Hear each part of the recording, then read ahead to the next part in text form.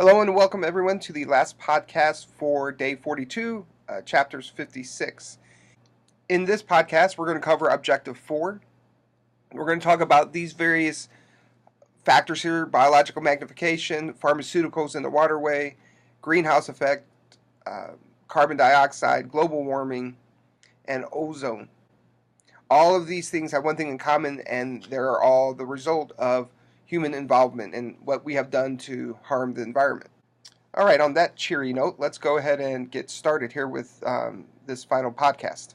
Okay, as we begin this podcast, it just has occurred to me that this not only is the last podcast for this particular day, but it's also the last podcast of the semester. So with that said, have a box of tissues ready, because this will be a very sad day for us. But we must push through and finish this podcast.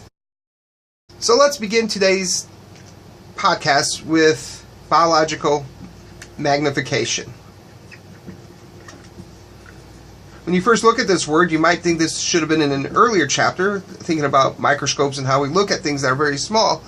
But what we're talking about here is an ecological sense of biological magnification. And this has to do with toxins. So toxins increase in concentration as the toxins move up trophic levels. We see two examples of biological magnification in our backyard. And these are DDT, which we'll talk about second. These are pesticides. They were discovered to be very good at getting rid of mosquitoes, and then we started using them in agriculture to get rid of pesticides. They turned out to be very effective at this, but they also turned out to be very toxic and harmed a lot of terrestrial animals and aquatic animals. Pcbs, these are polychlorinated biphenyls, and these are a lot of times associated with plastics. And that's why we're trying to remove a lot of these from our plastic bottles we use, because we know that they have a very negative consequence.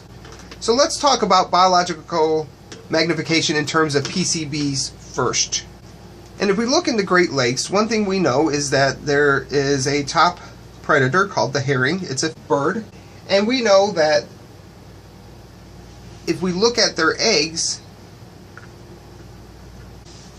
that it is 5,000, PCB is, that is 5,000 times greater than what we see in phytoplankton at the very bottom of the trophic levels. So how does it increase in magnification? The PCBs aren't more effective in the water at absorbing into the herrings, so how does it get there? Well, we start down here with our phytoplankton.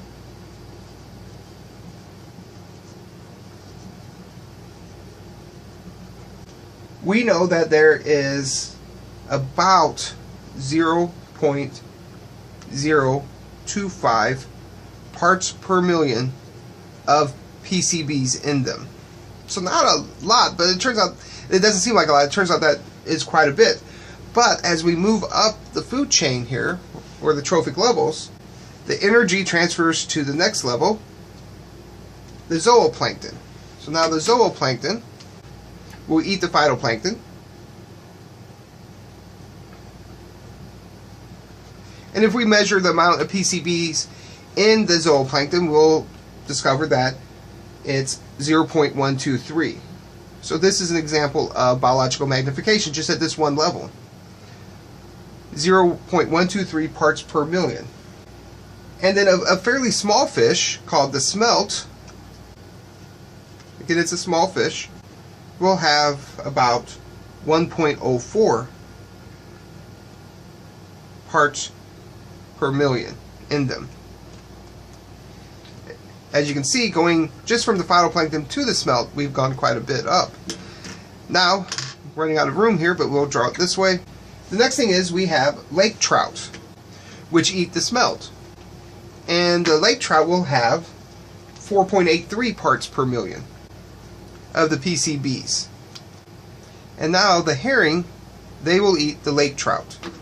I'm sure herring sometimes eat smelt too, but in this example here, they're eating the lake trout.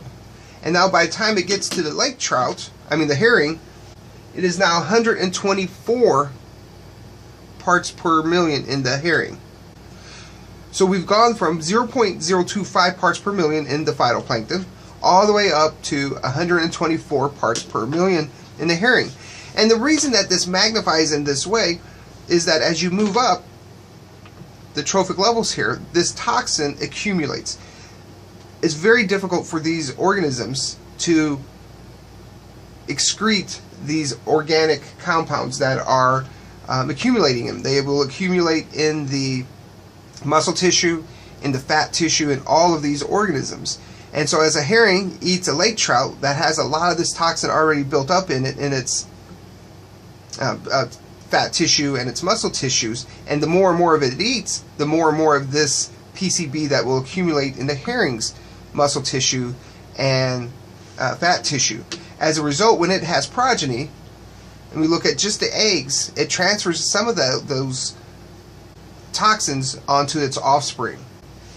Now we're just looking at herring here too, but you can imagine then what happens when a human eats a lake trout, because we eat lake trouts. Well, we would accumulate this same kind of PCBs in our tissues. So then the question now comes, why do we care? What kind of toxic effect does this have on the ecosystem? And also to us, if we want to just think about humans. So let's talk a little bit about that. Because if it doesn't harm us, why would we care? Well, it turns out it has a lot of negative consequences. It's linked to developmental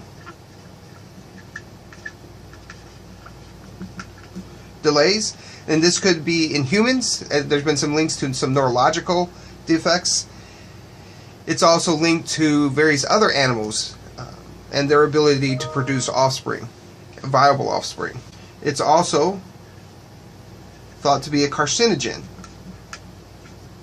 We know it can also have what we call an acute effect, and all this means is that it's not long-term. Obviously carcinogens are long-term, but acute effects on like the skin and the nasal passages, it can be an irritant in that sense. Not too surprising because it is a chlorine derivative, and we know that chlorines can cause various kinds of skin inflammations. It can cause some hormonal imbalances.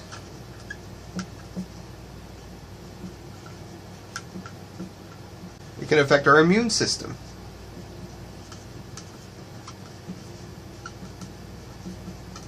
I should mention that all of these effects of the PCBs are still being investigated, and I'm sure this list will continue to grow, and more evidence will strengthen the link to PCBs and these various problems. Okay. So all of this occurs not just in humans, but also other organisms that are exposed to the PCBs. Humans are primarily exposed to them through the eating of fish, but not exclusively eating fish. In the interest of time, I don't want to spend a lot of time talking about DTT.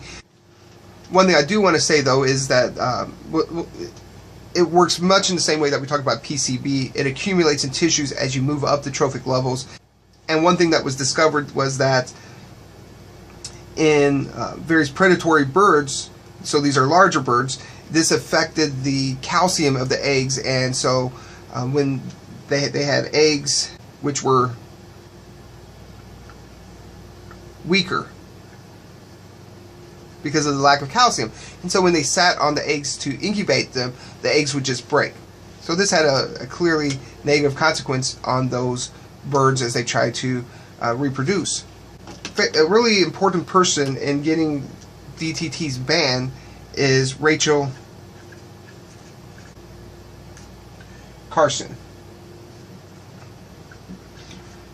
Her name won't appear on any of your exams, but if you're looking to understand a very important person in conservation biology and how she worked tirelessly to get DTT banned, she's a really good figure to do some investigation on and read up on. She was a very important person in science. She wrote a book called Silent Spring.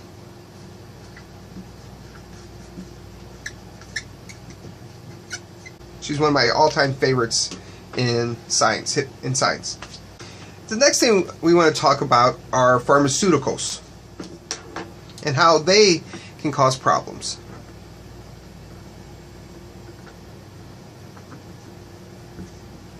And so what we're discovering is there are many pharmaceuticals that are ending up in our waterways, and it's due to two main causes. One is the consumer flushing leftover medicine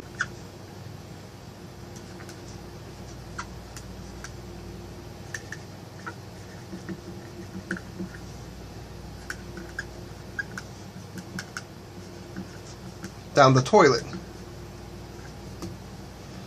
or putting them in the sink or whatever. I've even had pharmacists many years ago, they don't recommend this anymore, but growing up we were often told as a family, if you have any leftover medicine, just flush them down the toilet. Well, this turns out to be a horrible idea, because when you flush them down the toilet, this enters into our waterways and can accumulate in various organisms that ultimately come back and enter back into the human system.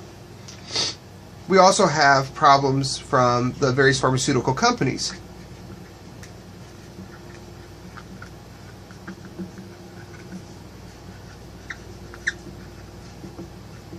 They are regulated, but we still get some waste products from these companies that can enter into our waterways.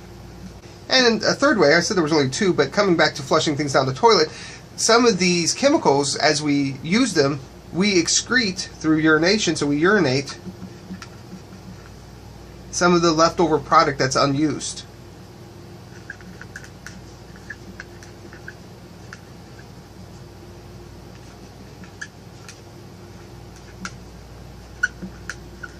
So we don't intend to, but that's what happens.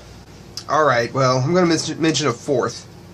I believe your book mentions this one, so I think it's an important one to also talk about. So I've grown from just telling you two things to telling you four things.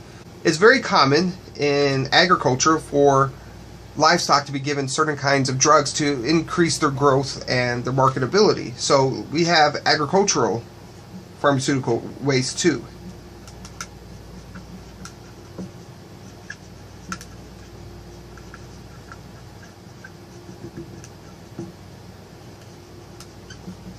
You can look at figure 5627 and it'll kind of draw out how these pharmaceuticals can re-enter into our lakes and rivers. But the take-home point here is that all of these sources of pharmaceuticals that enter into our waterways, they go through the sewage plants and then they get dumped back into our ponds and our lakes. And you could have things like, say, your book gives a really good example, various sex steroids like those that are found in birth control pills, how if we were just to throw those in the garbage, or I should say flush those down the toilet, how those would accumulate in our waterways, and that could have a really bad effect on the ecosystem that we found in our lakes and our rivers. They did a study in Canada where they found a very high level of birth control pills, estrogen, in the lakes, and this led to various defects in the fish in that particular water system. So the take-home point again is, do not flush your medicine down the toilet, even if somebody who appears to be very smart tells you to do so. Don't do it.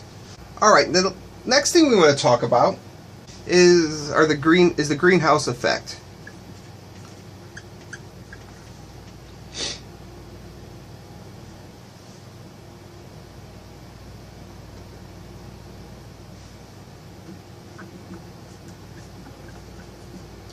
And one thing we should talk about when we talk about the greenhouse effect is that in and itself is not bad. In fact, we need the greenhouse effect because it is what allows our Earth to stay at a constant temperature that has allowed life as we know it to adapt and survive on Earth. The problem is when we have too much of a greenhouse effect, and that will then cause global changes in temperature and increase the temperature of the Earth, and that does have a negative consequence. Again, in itself, greenhouse effect is a good thing. We want that. We need that. In fact, if we didn't have it, we would have just as much of a problem as having too much of a one. So let's talk about what the greenhouse effect is, first of all. So we have our Earth here, where we live, as well as all the other organisms that we share this Earth with. And then we have our Sun. And it sends heat down to the Earth in the form of solar radiation. Now we have this atmosphere surrounding our Earth.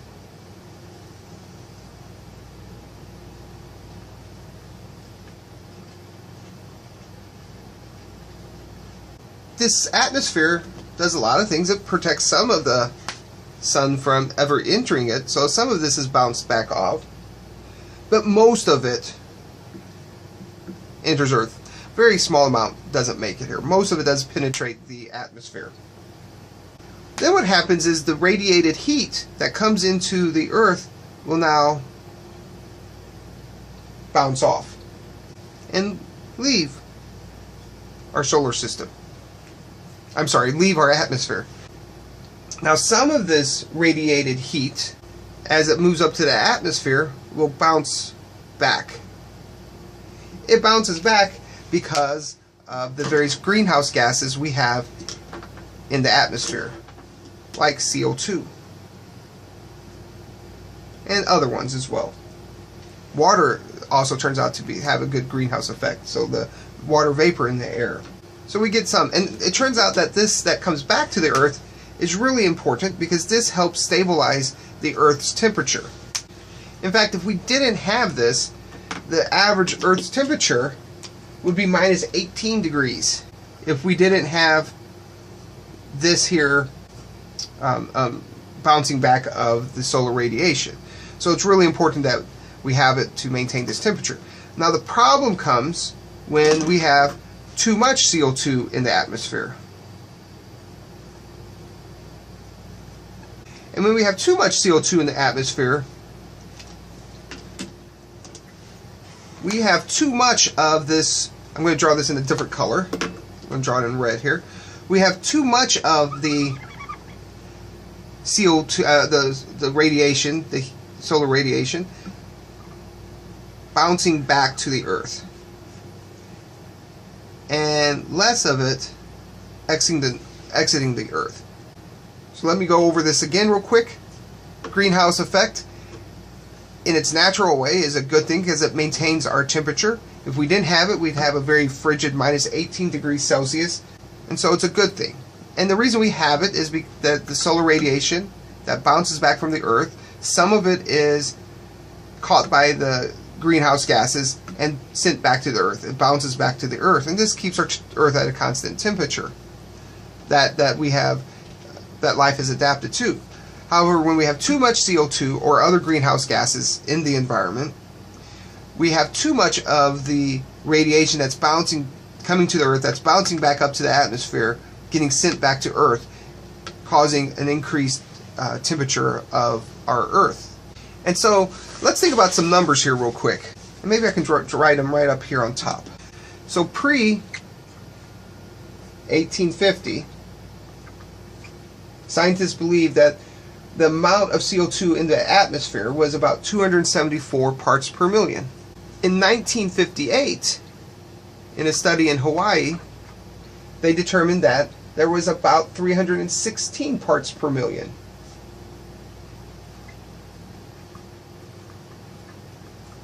And today, that's increased to 400 parts per million. So we have steadily increased the amount of CO2 that is entering into our atmosphere.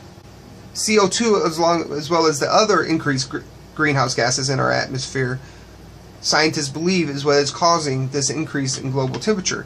And these studies have been going on for nearly a century as we go back and look at all the data that has accumulated. So most scientists agree that it is this increase in CO2 in our atmosphere that is causing the greenhouse effect. I mean, an increased greenhouse effect. So the take-home point here is more CO2 in the environment and other greenhouse gases is causing an increased global warming effect. We believe that this increased global warming effect by the end of the century will have increased the temperature to 3.5 degrees Celsius. and has already probably increased it by 1 degree. Okay, let's move on to our last topic of ozone. So there's another gas in our atmosphere, and that is ozone. And we're sort of having the opposite effect with ozone, where we have too much CO2 in our atmosphere, which is causing a problem. Too little ozone in our atmosphere is also causing a problem. So as we talked about before, let's go and draw our fantastic Earth here, and our sun here, which is sending down radiation to the Earth. And we can draw our atmosphere here. And the thing that ozone does in our atmosphere is that it helps absorb some of the UV light. So the UV light is deflected away. Some still gets through, but a vast amount of it is deflected away. So this is a good thing, right? That most of the UV is deflected away, and it's because of our ozone. Now the problem though is that our ozone layer is getting thinner, and because of it thinning out, we're getting more UV getting to Earth and the inhabitants of Earth.